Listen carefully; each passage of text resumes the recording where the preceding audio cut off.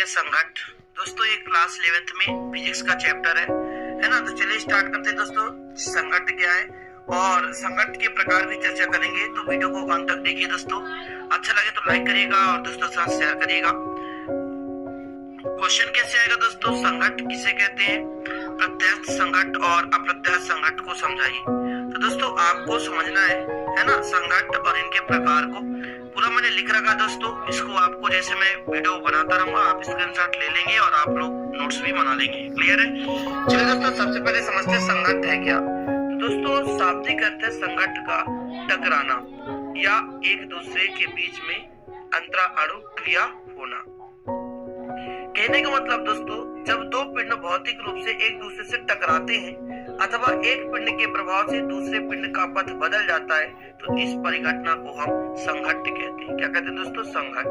ठीक है, संघट कहते हैं, संघट है। ठीक है, संघट का मतलब होता है टकराना। जब एक पिंड दूसरे पिंड से क्या करता है दोस्तों, टकराता है, तो इस परिघटना को हम संघट कहते हैं। अथवा में लिखा गया है कि एक पिंड के प्रभाव से दूसरे पिंड का पथ बदल जाता है, तो इस परिघटना को संघट कहते हैं। तो कुछ भी ले सकते हैं दोस्तों, शाब्दिक अर्थ ही है संघट का मतलब टकराना। अब हो सकता है दोस्तों एक विमीय हो, द्विविमीय हो, त्रिविमीय हो, है ना, या रेखी हो, कुछ भी हो सकता है, कहीं से भी टकरा सकता है। जैसे मान लेते हैं दोस्तों उल्का पिंड आकर पृथ्वी से टकरा जाए, तो पृथ्वी भी एक पिंड है ना, और उल्का भी एक पिंड है।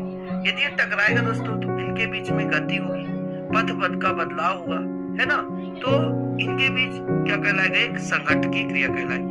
तो संघट का शाब्दिक अर्थ है टकराना। आपको समझ में आ गया होगा दोस्तों। संघट तीन प्रकार का होता है, प्रत्यक्ष संघट, अप्रत्यक्ष संघट दोस्तों, और आपका पूर्णतः प्रत्यक्ष संघट। तीन प्रकार के होते हैं। ठीक है, कौन कौन दोस्तों? प्रत्यक्ष संघट, अप्रत्यक्ष संघट और पूर्णतः प्रत्यक्ष संघट। तो चलिए देखते हैं दोस्तों प्रत्यक्ष संघट क्या है।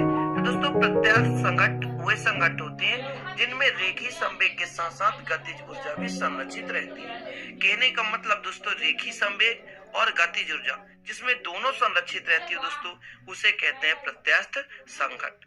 जिसमें रेखी संवेग और साथ ही गतिज ऊर्जा संरक्षित होती है, तो उसे कहते हैं दोस्तों प्रत्यक्ष संघट। तो प्रत्यक्ष संघट समझ में आ गया। प्रत्यक्ष संघट वे संघट है जिनमें रेखी संवेग के साथ साथ दोस्तों गतिज ऊर्जा भी संरक्षित होती है। क्लियर? अब दोस्तों ये प्रत्यक्ष संघट के कुछ गुण है ना, कि इनकी विशेषताएं क्या क्या है, तो विशेषताएं भी समझना जरूरी है। यहाँ से दोस्तों विशेषताएं आप हेडिंग डालें कि प्रत्यक्ष संघट की विशेषताएं। तो दोस्तों पहला नंबर तो यही कि रेखी संवेग संरक्षित होता है। यहाँ से ही सब परिभाषा से अर्थ निकलता है कि प्रत्यक्ष संघट में दोस्तों निकाय का रेखी संवेग संरक्षित रहता है। तो पहला तो यही विशेषता है कि निकाय का रेखी संवेग संरक्षित रहता है। दूसरा दोस्तों निकाय की गतिज ऊर्जा में कोई परिवर्तन नहीं होता तथा गतिज ऊर्जा भी संरक्षित रहती है। परिभाषा में ही दोनों चीज लिखा हुआ दोस्तों, रेखी संवेग के साथ साथ गतिज ऊर्जा भी संरक्षित रहती है।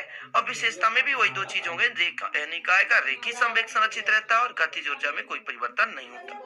तीसरा दोस्तों पिंडों द्वारा एक दूसरे पर आरोपित बल संरक्षी बल कहे होते हैं। ठीक है, अब इसके पिछले दोस्तों मैंने संरक्षी बल के बारे में वीडियो बनाया था। ठीक है, वहां पर आप देख सकते हैं। आप प्लेलिस्ट में जाएंगे तो क्लास 11th की फिजिक्स चैप्टर 1 से क्रम से वीडियो आपको मिल जाएंगे। ठीक है, तो पिंडों द्वारा एक दूसरे पर आरोपित बल संरक्षी बल होते हैं। क्लियर? दूसरा दोस्तों चौथा दोस्तों यांत्रिक ऊर्जा के किसी भी भाग का अन्य ऊर्जाओं में क्षय नहीं होता। कहने का मतलब जब ये आपस में टकराते हैं तो इनमें दोस्तों जो यांत्रिक ऊर्जा का नष्ट होता है तो वो नहीं होता इसमें। ठीक है, अन्य ऊर्जा के रूप में क्षय नहीं होता। क्लियर? अब दोस्तों देखने वाले अपन अप्रत्यक्ष संघट। ठीक है, सेम है दोस्तों, थोड़ा सा डिफरेंस देखिए।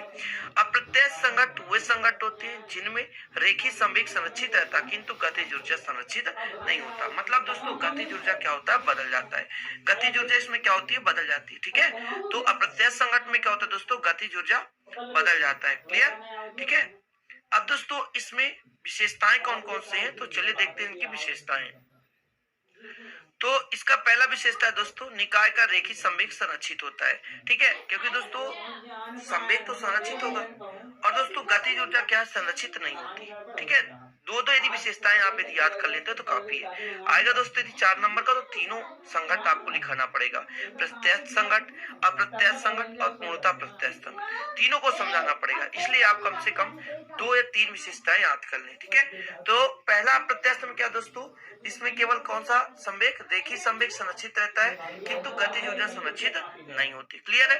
दूसरा दोस्तों, निकाय की गतिज ऊर्जा परिवर्तित हो जाती है, अर्थात गतिज ऊर्जा संरक्षित नहीं होती है, ठीक है। तीसरा था, यांत्रिक ऊर्जा के कुछ भाग का अन्य ऊर्जा के रूप में क्षय हो जाता है। अब दोस्तों इसमें अंतर भी कहा जाए तो डिफरेंस 2-3 आप तैयार कर सकते हैं कि दोस्तों जो प्रत्यस्थ संघट्ट में था तो यांत्रिक ऊर्जा का किसी भाग में अन्य ऊर्जा में क्षय नहीं होता था, लेकिन दोस्तों अप्रत्यस्थ संघट्ट में किसी भाग में यांत्रिक ऊर्जा का किसी अन्य ऊर्जा के रूप में क्षय हो जाता है।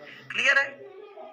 और प्रत्यस्थ संघट्ट में दोस्तों रेखीय संवेग संरक्षित रहता था, लेकिन इसमें रेखीय संवेग के साथ साथ क्या दोस्तों गतिज ऊर्जा संरक्षित नहीं रहता। प्रत्यस्थ संघट्ट में गतिज ऊर्जा और रेखीय संवेग दोनों संरक्षित रहता है, किंतु अप्रत्यस्थ संघट्ट में दोस्तों केवल रेखीय संवेग संरक्षित होता है और गतिज ऊर्जा संरक्षित नहीं होता। क्लियर है। अब दोस्तों अपन चर्चा करने वाले हैं पूर्णतः अप्रत्यस्थ संघट्ट, जो तीसरा टाइप है इसका। पहला क्या था दोस्तों, प्रत्यस्थ, और दूसरा अप्रत्यस्थ, और तीसरा पूर्णतः अप्रत्यस्थ संघट्ट, ठीक है। इसमें दोस्तों अप्रत्यस्थ संघट्ट वे संघट्ट यानी पूर्णतः अप्रत्यस्थ संघट्ट, पूर्णतः अप्रत्यस्थ संघट्ट वे संघट्ट होते हैं जिनमें संघट्ट करने वाले पिंड आपस में जुड़कर उभयनिष्ठ वेग से गति करने लग जाते हैं। अब दोस्तों इसमें क्या निष्कर्ष निकला कि जैसे, अब बात को समझिएगा, जैसे एक मान लेते हैं कोई दोस्तों फीका फजा रहा है, ठीक है, यदि कोई 4 व्हीलर जा रहा है, उसमें कोई व्यक्ति कूद जाए तो व्यक्ति भी उसके साथ बैठ जाएगा और वो व्यक्ति भी उस वाहन के साथ साथ गति करने लग जाएगा। या दोस्तों बस है, ठीक है, आप ओवरब्रिज से बस पर कूद गए तो बस तो गति कर ही रहा था, आप भी गति किए और साथ साथ बस में बैठकर जाने भी लग गए। तो ऐसा कंडीशन क्या कहलाया दोस्तों, ऐसा कंडीशन कहलाया पूर्णतः अप्रत्यस्थ संघट्ट। पूर्णतः अप्रत्यस्थ संघट्ट में होता क्या दोस्तों कि दो पिंड आपस में टक्कर तो करते हैं, लेकिन टक्कर करने के बाद एक साथ जुट करके वो आगे चलने लगते हैं। क्लियर है। तो दोस्तों पूर्णतः अप्रत्यस्थ संघट्ट ऐसे संघट्ट होते हैं जिनमें संघट्ट करने वाले पिंड आपस में जुड़कर उभयनिष्ठ वेग से गति करने लगते हैं। क्लियर है। अब इनकी विशेषताएं दोस्तों, तो निकाय का रेखीय संवेग संरक्षित रहता है। पूर्णतः अप्रत्यस्थ संघट्ट में निकाय का रेखीय संवेग क्या होता है, संरक्षित रहता है, ठीक है। दूसरा दोस्तों, निकाय की गतिज ऊर्जा भी संरक्षित नहीं रहती, मतलब इसमें केवल रेखीय संवेग संरक्षित होता है, गतिज ऊर्जा संरक्षित नहीं होती। संघट्ट करने वाले पिंड आपस में चिपक जाते हैं, मतलब जुड़ जाते हैं। संघट्ट करने वाले पिंड आपस में क्या हो जाते हैं, जुड़ जाते हैं, चिपक जाते हैं। इस संघट्ट में गतिज ऊर्जा का अधिकतम क्षय होता है किंतु संपूर्ण नहीं। कहने का मतलब अधिक से अधिक मात्रा में इसमें गतिज ऊर्जा का क्षय हो जाता है दोस्तों, लेकिन पूरा का पूरा नहीं होता है। क्लियर है। तो ये हो गए दोस्तों 4 विशेषताएं। तो इस प्रकार दोस्तों आपने तीनों संघट्ट के प्रकार को समझ लिया।